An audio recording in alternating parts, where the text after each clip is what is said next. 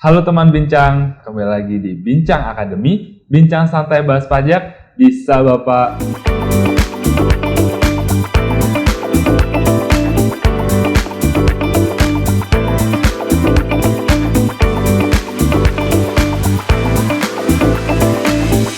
Nah, teman bincang, pada episode kali ini nih, kita akan membahas suatu analisis transfer pricing atas suatu industri yang mana nih beberapa tahun terakhir menjadi salah satu perhatian otoritas pajak karena terdapat suatu kenaikan harga atas produksi komoditasnya, yaitu adalah industri batubara. Nah, terkait pembahasan analisis transfer pricing dalam industri batubara, kita akan menghadirkan nih tamu spesial dari DDTC Surabaya, ada Kak Fatima Tria Anjani, selaku Specialist of DDTC Consulting. Hai Kak Fatima. Halo Icat, Bagaimana kabarnya di Surabaya? Sehat? baik, Alhamdulillah. Nah, ini Kak, tadi pembukaan di chat menjelaskan bahwa kita akan membahas suatu analisis transfer pricing dalam industri batubara. Nah, itu bagaimana sih Kak analisis transfer pricing ketika kita melakukannya pada industri batubara? Oke, sebelum kita ke lebih dalam ya ke analisis transfer pricing, mungkin aku bakal ngejelasin singkatnya tentang proses bisnis dari industri batubara. Sebenarnya untuk proses bisnis dari industri batubara ini lumayan panjang ya. Jadi ada kegiatan di dalamnya itu eksplorasi, lalu ada construction gitu. Juga ada kegiatan eksploitasi dan juga pengiriman. Nah, di dalam proses bisnis ini juga tidak hanya dari pemilik konsesi nih yang berkontribusi atau yang ada di dalam kegiatan proses bisnisnya, tapi juga ada pihak-pihak lain yang juga turut membantu atau mensupport untuk proses bisnis dari industri batubara hingga sampai ke pelanggan akhir. Nah, kemudian setelah itu untuk batubara sendiri, ini kan kita masuk dalam kategori barang komoditas nih. Kalau misal barang komoditas sendiri, ini kan barang yang memang dia berasal dari alam dan juga memiliki harga standar internasionalnya seperti itu. Jadi batu bara masuk dalam kategori barang komoditas gitu. Lalu gimana analisis transfer pricing-nya? Sebenarnya sama dengan analisis transfer pricing pada transaksi yang lain gitu. Jadi yang paling utama pasti harus melakukan analisis fungsional gitu, untuk mengetahui fungsi yang dijalankan, lalu juga aset yang digunakan, dan juga resiko-resiko yang ditanggung. Karena balik lagi, tadi dalam proses bisnis industri batubara ini banyak sekali pihak-pihak ya yang terlibat gitu. Jadi untuk memetakan karakterisasi bisnisnya si perusahaan yang kita uji ini di dalam industri batubara itu, mereka itu lebih condong kemana? Apakah sebagai coal mining atau mungkin hanya sebagai kontrak mining service atau maksud saya kontraktor ya, kontraktor mining service atau sebagai trader gitu. Nah, ini harus kita analisis di analisis fungsional tersebut gitu. Nah, kemudian aspek yang terpenting lagi itu adalah terkait analisis kesebandingannya. Nah, untuk analisis kesebandingan ini juga sama sebenarnya antara transaksi di industri lain dengan di industri batubara. Oke Kak, berarti kita perlu pahami ya bahwa suatu industri batubara ini memiliki suatu rangkaian proses bisnis yang panjang dan banyak begitu ya, sehingga kita perlu juga nih melakukan analisis fungsional untuk menentukan karakteristik model bisnis wajib pajak tersebut. Nah, lalu Kak, setelah analisis fungsional kan biasanya ada suatu analisis kesebandingan begitu ya, yang mana sejak tahun 2017 OECD dalam transfer pricing guideline-nya itu menekankan untuk melakukan delineating the actual transactions, dan juga dalam prosesnya itu kita menggunakan faktor kesebandingan yang mana karakteristik produk itu yang biasanya ditekankan saat menganalisis penjualan batubara itu turun level Kak ke posisi 3, yang mana yang posisi 1 adalah kontrak. Nah, lalu bagaimana nih Kak analisis kesebandingan dalam industri batubara menimbang ketentuan internasional dan juga domestik begitu? Nah, untuk analisis keserbandingan dalam industri batubara ini juga sebenarnya yang paling ditekankan ini adalah persyaratan kontrak gitu. Karena apa? Di dalam persyaratan kontrak ini kita akan mengetahui bentuk ketentuan dari perjanjiannya sendiri gitu. Jadi di industri batubara itu ada namanya ketentuan perjanjian spot dan juga ada long term. Kalau spot Mhm. sendiri itu biasanya eh, misal ini transaksi afiliasi, dia lagi butuh batu bara nih, karena dia mungkin stok minus ya. Jadi dia butuh batu bara dengan kalori tertentu dan mungkin emang hanya dimiliki oleh pihak afiliasinya gitu. Sehingga dia membeli batu bara tersebut dari pihak yang kita uji sekarang ini. Nah, atas pembelian tersebut, ini biasanya dibuatlah kontrak di hari itu juga untuk pengiriman di hari itu juga gitu. Dan harganya biasanya akan mengacu ya pada kontrak di hari itu gitu. Tapi kalau long term dia biasanya membuat kontrak di hari ini tapi dikirimnya itu bisa bulan depan atau mungkin 3 bulan lagi seperti itu. Dan harganya biasanya agak bergeser dari yang ditentukan di kontrak gitu karena mereka juga mengikuti tanggal atau harga sesuai dari tanggal bill of lading-nya gitu. Jadi saat ngirim mereka juga melihat harga pasar saat itu berapa Mhm. nih gitu. Jadi perbedaan dari bentuk kontraknya spot dan long term sendiri itu juga mempengaruhi dari sisi harga. Makanya di analisis kesebandingan yang utama tetap persyaratan kontrak gitu. Lalu juga berhubungan dengan ketentuan pengiriman nih. Jadi kalau Mhm. ketentuan pengiriman dalam industri batu bara ini kan banyak ya. Ada dia ini FOB, FOB-nya pun nggak cuma FOB aja ya, tapi ada FOB barge atau FOB tongkang, ada FOB vessel atau kita nyebutnya mungkin FOB yang dikirim ke sampai dari mother vessel gitu ya, kapal induk gitu. Ada juga FAS atau free alongside. Terus ada juga CIF kalau memang dia ekspor seperti itu. Nah, jadi ketentuan-ketentuan seperti ini juga sangat mempengaruhi dari sisi harga. Nah, yang kedua, setelah persyaratan kontrak, kita bisa lihat produknya gitu. Kalau di batu bara, karena kan kalorinya ini banyak ya, dan kebetulan untuk Indonesia sendiri ini termasuk batu bara dengan tipe nilai kalorinya itu sedang rendah gitu. Mhm. Jadi mereka biasanya em, apa namanya melakukan pencampuran di dalam penjualannya tergantung dengan permintaan dari pasar atau pelanggan itu sendiri gitu. Jadi kalau tadi di proses bisnis itu di bagian eksploitasi itu juga ada salah satu kegiatan namanya crushing dan blending. Nah, itu memang Mhm. memang ada di dalam proses bisnisnya. Jadi kalau crushing itu lebih ke pemecahan batu bara, jadi nggak langsung dari batu bara yang diambil itu langsung dijual, enggak, tapi di crushing dulu, dihancurkan sesuai dengan ukuran standar internasional. Nah, baru setelah itu dilakukan pencampuran atau blending tadi, sesuai dengan permintaan pelanggan. Bisa jadi ada pelanggan yang minta dengan nilai kalori 3.400 atau 3.200 seperti itu.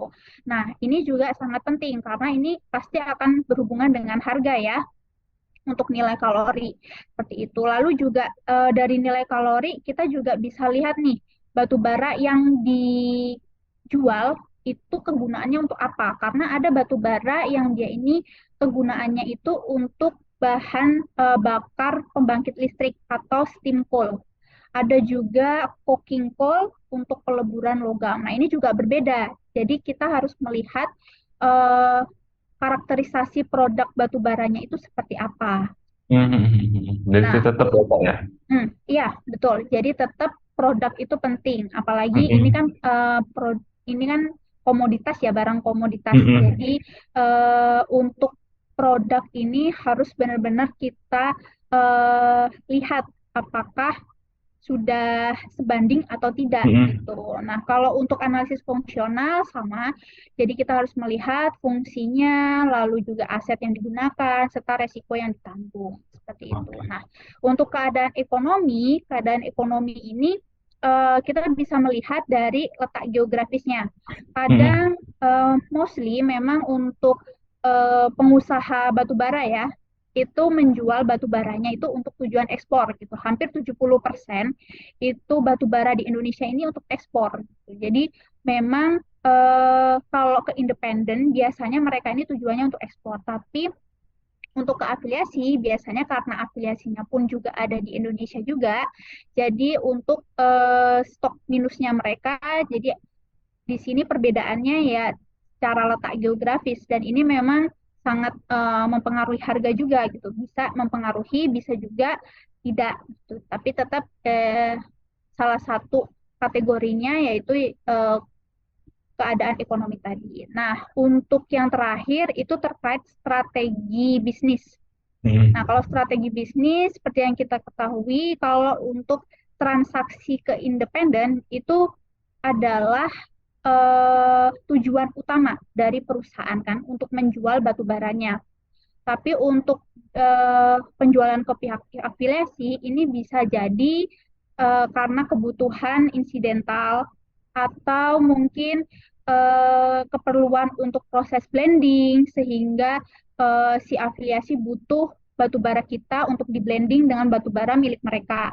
Atau bisa juga kekurangan stok dari si pihak afiliasi dan dia butuh cepat karena pelanggan tetapnya mungkin lagi butuh nilai kalori tertentu dan memang yang bisa menyuplai itu hanya si perusahaan kita yang kita uji gitu. Jadi di sini strategi bisnis ini juga sangat mempengaruhi karena ketika kita beli atau kita jual untuk kebutuhan insidental at- eh, dan ketika kita jual untuk kebutuhan memang pasar utama kita itu pasti di sana ada perbedaan-perbedaan harga gitu. Bisa jadi mungkin lebih murah ketika kita jual ke afiliasi karena nanti afiliasi juga akan ngejual ke pelanggannya. Bisa jadi seperti itu.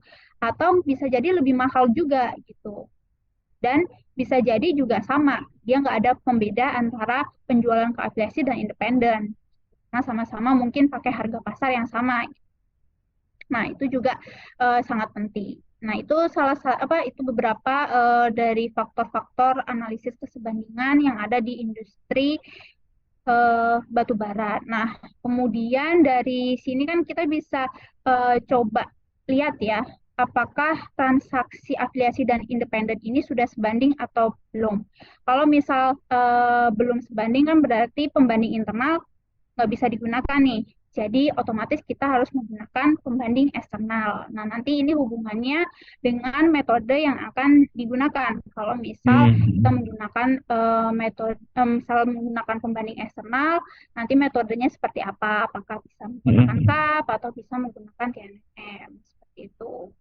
Tapi kan Kak, kalau misalkan di OECD Transfer Pricing Guidelines yang terbaru 2022 itu disebutkan juga bahwa untuk transaksi komoditas salah satunya batu bara ini menggunakan harga acuan atau quoted price dan ini juga disebutkan dalam lampiran di peraturan domestik ya Kak ya. Nah, itu bagaimana Kak ketika suatu transaksi penjualan batu bara ini tuh diuji menggunakan transaksi internal atau internal cap tidak menggunakan harga acuan itu bagaimana Kak?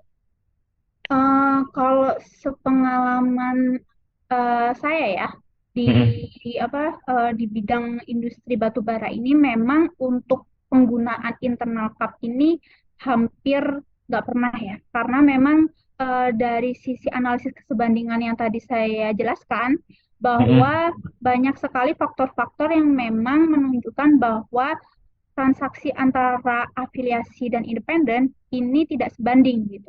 Jangankan dari karakterisasi produk gitu, dari segi strategi bisnisnya saja itu sudah berbeda gitu dan itu juga bisa mempengaruhi harga. Jadi selama ini sih kalau dari pengalaman saya untuk penggunaan internal cup ini agak sulit. Bukan berarti nggak bisa ya, tapi agak sulit untuk dilakukan. dan mungkin someday bisa dilakukan menggunakan internal cup. Tapi untuk sekarang sih saya lebih seringnya menggunakan cup eksternal, dan memang kalau di OECD sendiri di paragraf 2.18 sampai 2.22 ini kan memang penggunaan metode cup itu kan sangat dianjurkan ya dalam Hmm. eh, analisis untuk industri yang bergerak di bidang barang komoditas gitu. Nah, apalagi ditekankan di paragraf 2.19-nya bahwa penggunaan quoted price itu sangat dianjurkan juga gitu sebagai acuan, karena kan sudah merefleksikan harga yang ditransaksikan antar independen seperti itu. Jadi Hmm. memang penggunaan kap eksternal ini dan harga pasar itu memang lebih diutamakan. Nah, dalam industri batubara sendiri untuk penggunaan kap eksternal menggunakan harga pasar itu ada beberapa harga acuannya. Nah, Hmm. yang pertama ada harga patokan batu bara. Nah, kalau harga Hmm. patokan batu bara ini sebenarnya banyak ya jenisnya. Bisa dilihat di peraturan Dirjen Minerba. Nah, itu ada beberapa, ada Indominco dan lain sebagainya. Nah, di sana juga terdapat perhitungannya juga nih. Dan untuk HPB sendiri itu untuk nilai kalori standarnya mereka itu di 6.322. Nah, lalu di Permen SDM 11 itu juga ada eh, beberapa harga-harga atau indeks untuk batu bara selain dari HPB. Ada Indonesia Coal Index dengan standar nilai kalorinya itu di 6.500 dan yang terendah di 3.400. Dia ada beberapa harga, ada 5 nilai kalori ya. Jadi ada 5 harga acuannya. Lalu yang kedua ada Newcastle, ada juga Global Coal Newcastle, itu juga sama, dia standarnya di 6.322 untuk kalorinya. Lalu ada Platts, itu di 5.900, ada IHS Market juga, ini juga salah satu indeks juga yang bisa digunakan. Nah, kalau di Indonesia sendiri, itu seringnya mereka menggunakan Global Coal Newcastle, lalu Indonesia Coal Index, dan HPB. Biasanya dari tiga ini itu. Kalau yang Global Coal Newcastle atau GCNI ini sendiri karena lebih banyak ini ya transaksi ekspor, jadi mereka lebih sering pakai ini. Dan untuk yang di lokal, biasanya mereka kalau nggak pakai HPB ya ICI seperti itu. Tapi nggak menutup kemungkinan tiga-tiganya ini dipakai.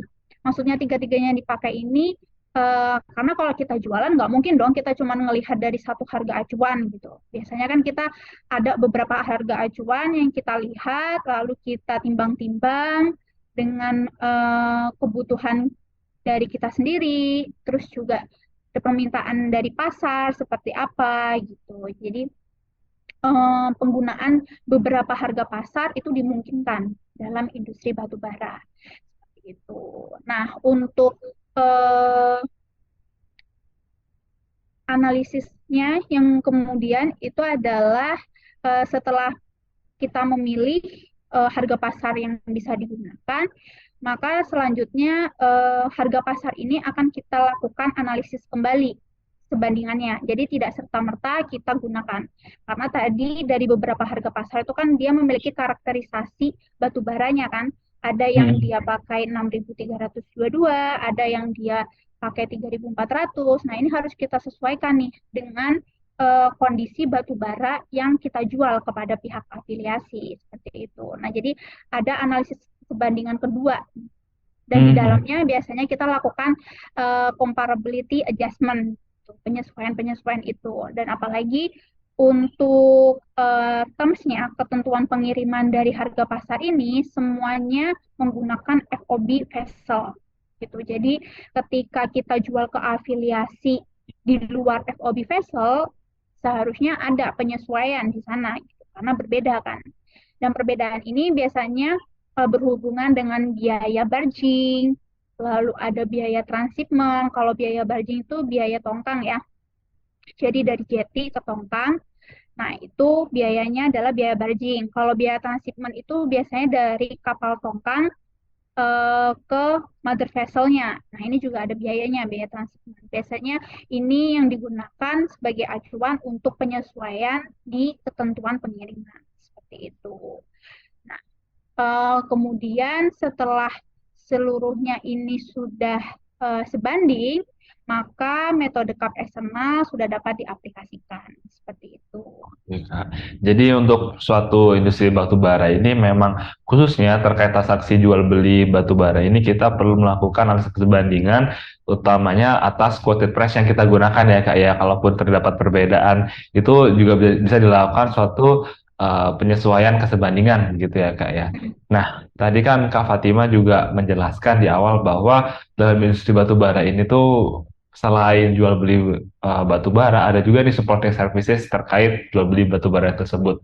Nah, untuk pembahasan tersebut kita bisa akan bahas di episode selanjutnya ya Kak ya, karena kita cukupkan episode kali ini terkait bagaimana sih analisis transfer pricing utamanya terkait jual beli batu bara. Nah, teman bincang, cukup sekian episode kali ini yang membahas terkait analisis transfer pricing mengenai jual beli batu bara dalam industri batu bara. Nah, jangan lupa nantikan episode selanjutnya yang akan membahas terkait bagaimana sih suatu analisis transfer pricing atas supporting services dalam industri batu bara, tetap bersama Kak Fatima. Saksikan juga berbagai episode Bincang Akademi lainnya yang tersedia secara eksklusif di YouTube channel DTC Indonesia. Saya Ican dan Kak Fatima pamit undur diri. Terima kasih dan sampai jumpa. Bincang santai bahas pajak bisa Bapak.